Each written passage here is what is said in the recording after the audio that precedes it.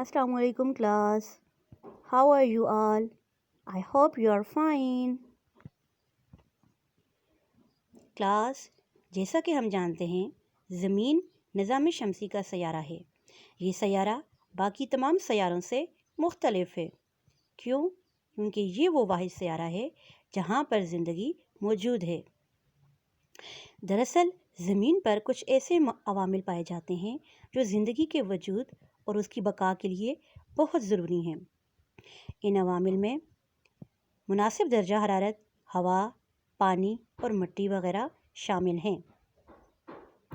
अगर देखा जाए तो हमारे पास पानी ज़मीन पर ही मौजूद है और ख़ुराक भी ज़मीन पर ही हमें मिल जाती है। लेकिन एक और चीज़ जो निहायत ही अहम है वो है हवा। तो स्टूडेंट्स, आज हम कुरे हवाई के बारे में पढ़ेंगे।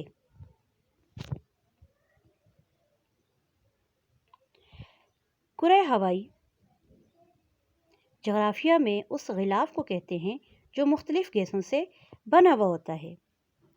हमारी ज़मीन के इर्द गिर्द एक ख़ास बुलंदी तक हवा का एक ग़िलाफ़ लिपटा हुआ होता है। इस ग़िलाफ़ को कुरे हवाई यानी कि एटमॉस्फेयर कहते हैं।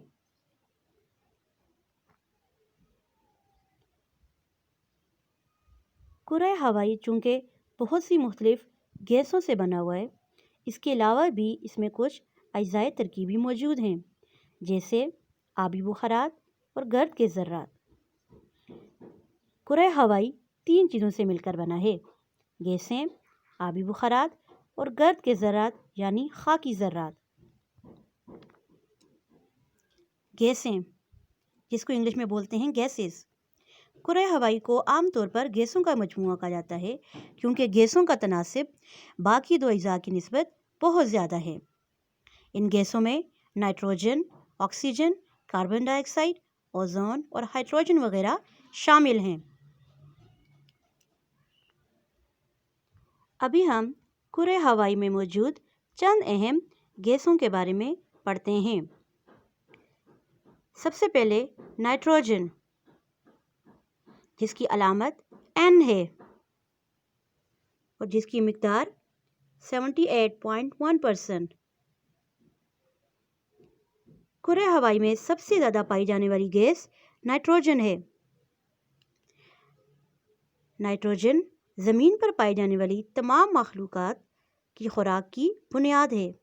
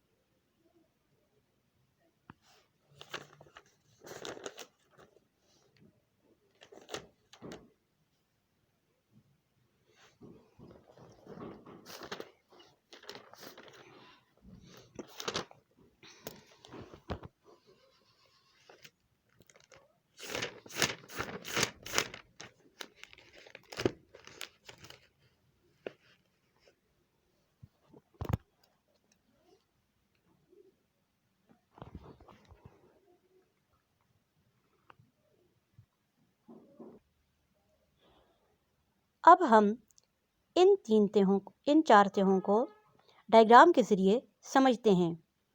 सबसे पहले हमारे पास आती है ट्रोपोस्फेयर। ये कुरे हवाई की निचली या ज़ेरीं तह शुमार की जाती है क्योंकि ये सतह समुद्र से शुरू होती है और इसकी औसत बुलंदी का अंदाज़ा 12 किलोमीटर तक लगाया जाता है।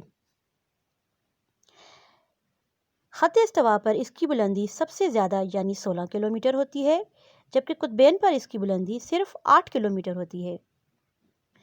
तमाम मौसमी तब्दीलियाँ इसी तह में वाक़ होती हैं।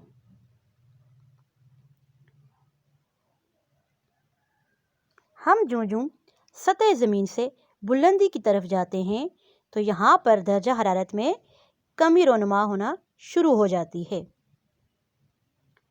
और वो मकाम जहाँ ये खसूसियत यानी दर्जा हरारत में कमी का अमल रुक जाता है تو وہاں یہ طے ختم ہو جاتی ہے۔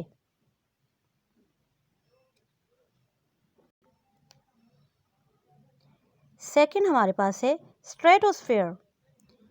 اس کرے کی اوسط بلندی 48 کلومیٹر ہے۔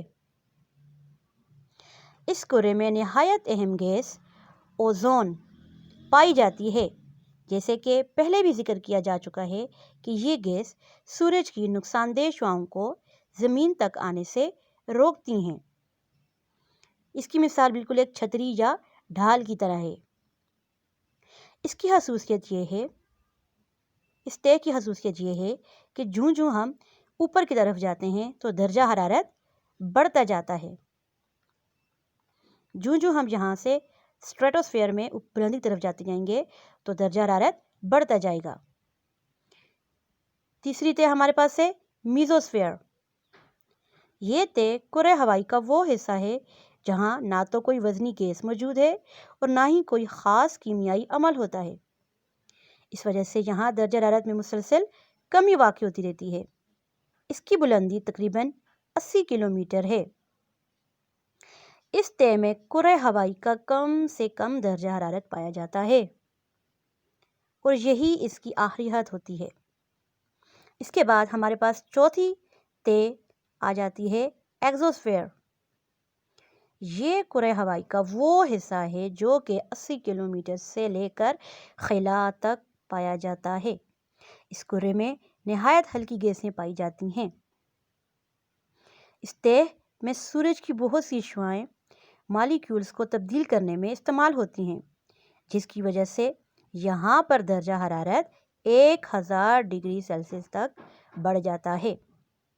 اس کرے کا بالائی حصہ آہستہ آہستہ خلا میں مدغم ہو جاتا ہے، کیونکہ یہاں نہایت ہلکی گیسیں پائی جاتی ہیں جو اکثر کشش ثقل کے اثر سے نکل جاتی ہیں۔ نیکسٹ ٹاپک ہے ہمارے پاس موسم اور آب و ہوا۔ موسم کے بارے میں جانتے ہیں۔ روزانہ کی بنیاد پر درجہ حرارت کی کیفیت، ہوا میں نمی کا تناسب، بادلوں اور بارشوں کی صورتحال اور ہوا کی رفتار اور دباؤ کی حالت کو موسم کہتے ہیں۔ یعنی کہ مختصر وقت میں جو تبدیلی آ رہی ہوتی ہے درجہ حرارت میں یا ہوا کی نمی میں یا بادلوں یا بارشوں کی کسی بھی صورتحال میں، تو وہ ہمارے پاس موسم کہلاتا ہے۔ جیسے صبح کے ٹائم اگر ہم لوگ دیکھیں تو بارش ہوتی ہے اور دن کے وقت دھوپ نکل آتی ہے، یا شام کے وقت پھر بارش ہو جاتی ہے۔ یہ ہمارے پاس کیا کہلاتا ہے؟ موسم کہلاتا ہے، کیونکہ یہ روزانہ کی بنیاد پر چینجز یا تبدیلیاں ہو رہی ہوتی ہیں۔ آب و ہوا کسی علاقے میں موسم کی مجموعی اوسط حالت کو آب و ہوا کہتے ہیں، یا تقریباً 30 سال تک کسی علاقے کے موسم کی اوسط حالت کو آب و ہوا کہتے ہیں۔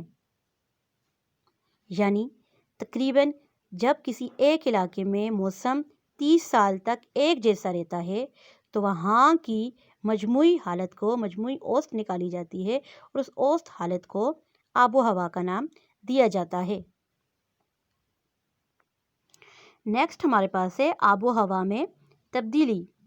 اس سے مراد سردی گرمی کے موسموں میں تبدیلی، بارشوں کی مقدار اور اوقات میں تبدیلی وغیرہ، اور ہواؤں کی رفتار اور سمتوں وغیرہ میں تبدیلی وغیرہ ہیں۔ زمین کے وجود میں آنے سے لے کر اب تک بہت ساری تبدیلیاں آ چکی ہیں۔ وہ علاقے جو پہلے برف سے ڈھکے رہتے تھے اب وہاں پر موسم گرما ہونا شروع ہو گیا ہے، جبکہ وہ علاقے جہاں پر گرمیاں سمجھی جاتی تھی اب وہاں پر موسم سرما آنا شروع ہو گیا ہے۔ یہ ساری کی ساری وجوہات آب و ہوا میں تبدیلی کی وجہ سے ہوتی ہیں۔ آب و ہوا میں تبدیلی کیوں ہوتی ہے؟ آب و ہوا میں تبدیلی کی کچھ وجوہات ہیں۔ انسانوں کی بے تحاشا بڑھتی ہوئی آبادی اس کی سب سے بڑی وجہ ہے۔ آبادی کے بڑھنے کی وجہ سے زندگی کی تمام تر ضروریات بھی بڑھ گئی ہیں۔ زیادہ تعداد میں مکان، سڑکیں، کھانا، لباس اور باقی ضروریات چاہیے ہوتی ہیں، جس کے لیے انسان درختوں اور جنگلوں کو کاٹتا جا رہا ہے اور قدرتی وسائل کا بے دریغ استعمال کر رہا ہے۔ آب و ہوا میں تبدیلی کے کچھ وجوہات مندرجہ ذیل ہیں: جنگلات کا कार्बन डाइऑक्साइड की मिकदार में इजाफा, आलूदगी, सनतकारी और शहरकारी हैं। नेक्स्ट टॉपिक है हमारा ओजोन की तह में छेद यानी सुराख, ओजोन डिप्लेशन। कुरे हवाई की दूसरी तह में पाई जाने वाली ये अहम गैस है। ये कुरे हवाई के ज़िली हिस्से में पाई जाती है। इसका काम दरअसल बिल्कुल किसी ढाल या छतरी की तरह है जो ज़मीन और उस पर पाई जाने वाली ज़िंदगी पर सूरज की मुज़र जो शुआएं होती हैं, जो ख़तरनाक शुआएं होती हैं, उनसे बचाती है। सूरज से निकलने वाली कुछ शुआएं निहायत ही नुकसानदेह होती हैं, जो अगर ज़मीन तक पहुंच जाएं तो वो ज़मीन पर बहुत ज़्यादा बीमारियों का सबब बनती हैं। इसके लिए एक ओजोन तह बनी हुई है, लेकिन इंसानी सरगर्मियों की वजह से ये तह ख़राब होती जा रही है, जिसकी वजह से इसमें छेद और सुराख बनते जा रहे हैं, जिसकी वजह से सूरज की जो मुज़र सेहत शुआएं हैं वो ज़मीन तक पहुंचने में कामयाब हो जाती हैं और बहुत सी बीमारियों का सबब बनती हैं।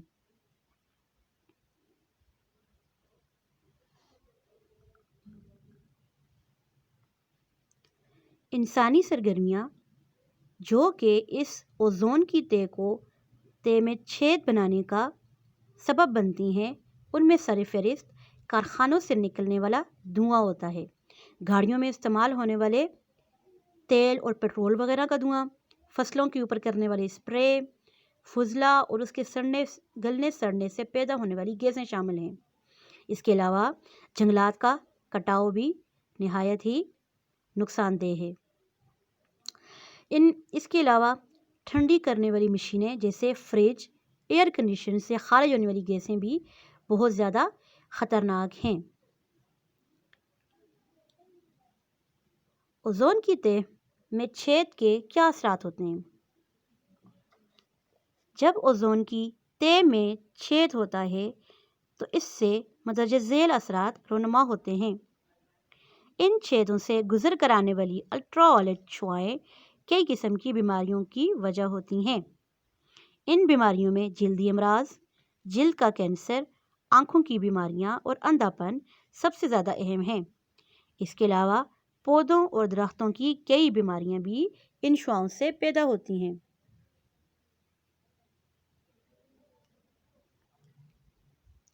ओजोन की तह में छेद होने से बचाने के लिए हमें क्या इकदाम करने चाहिए?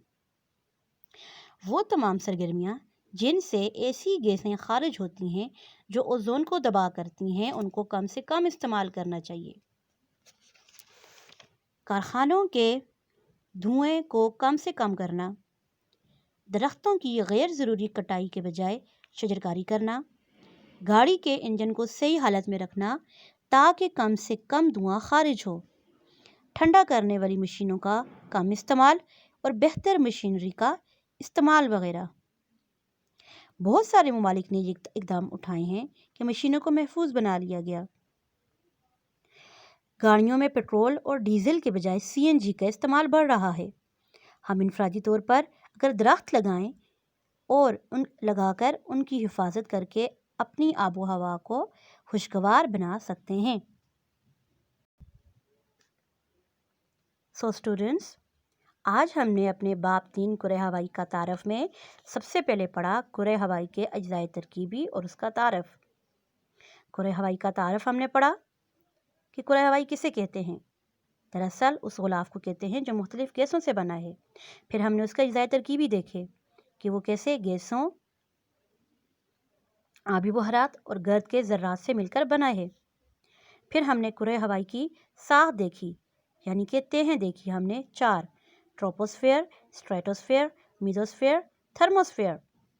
फिर हमने मौसम और आबो हवा में फ़र्क को जाना कि मौसम और आबो हवा में क्या फ़र्क है, आबो हवा में तब्दीली और इसकी वजूहात क्या हैं, ओजोन की तह में छेद और ओजोन की तह में छेद के असरात और उनसे किस तरीके से बचा जा सकता है, और कौन से ऐसे इकदाम किए जाएं जिनसे हमारी ओजोन की लेयर दोबारा से बनना स्टार्ट हो जाए। اسٹوڈینٹس، ابھی آپ کا گھر کا کام کیا ہے جی؟ کرۂ ہوائی کی ساخت کی ڈائیگرام بنائیں اور تمام تہوں کی نشاندہی کریں اور اس کی تصویر لے کر شیئر کریں۔ اوکے کلاس، ٹیک کیئر، اللہ حافظ۔